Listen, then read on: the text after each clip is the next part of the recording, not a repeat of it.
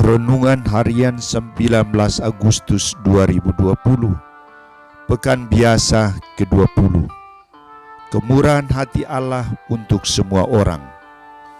Bacaan pertama diambil dari kitab Nabi Yeskiel bab 34 ayat 1-11 dan bacaan Injil dari Injil Matius bab 20 ayat 1-16a.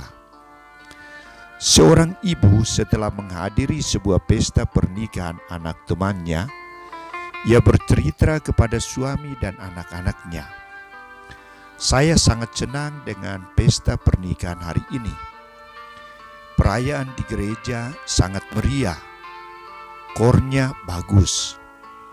Kedua pengantin menggunakan busana Batak Karo.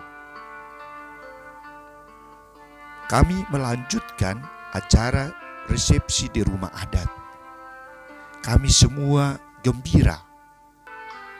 Ada acara hiburan bersama pengantin dan kedua orang tua.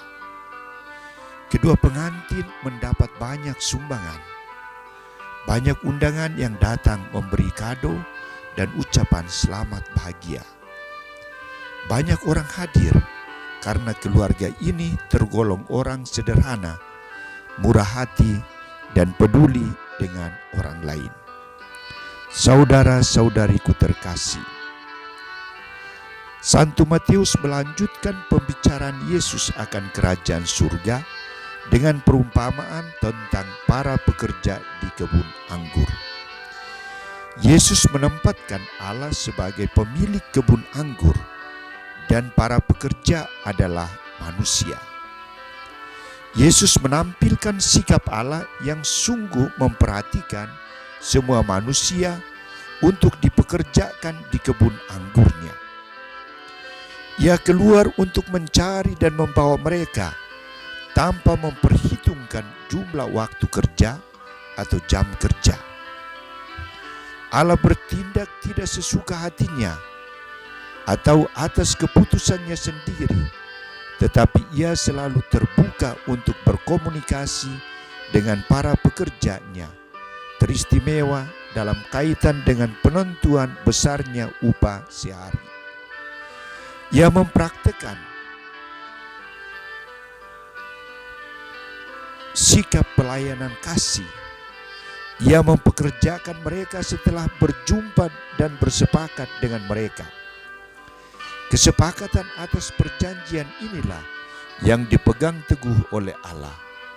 Maka ketika para pekerja yang menilai bahwa Allah bertindak tidak adil, itu penilaian yang salah, penilaian yang keliru. Allah memberi upah yang sangat memuaskan kepada mereka semua.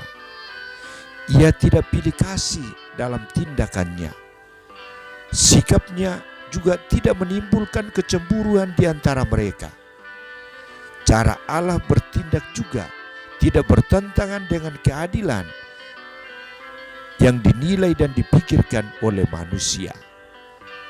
Cara bertindak Allah melampaui keadilan manusiawi karena tindakan Allah itu didasari oleh landasan kasih dan kemurahan hatinya. Ia murah hati terhadap semua manusia. Iri hatikah kamu karena aku murah hati? Saudara-saudariku terkasih, bagaimana tanggapan kita atas sikap Tuhan? Apakah kita juga menilai bahwa Tuhan tidak adil dalam tindakannya? Perumpamaan ini mengundang kita untuk melihat lebih dalam akan kemurahan hati Allah terhadap semua manusia.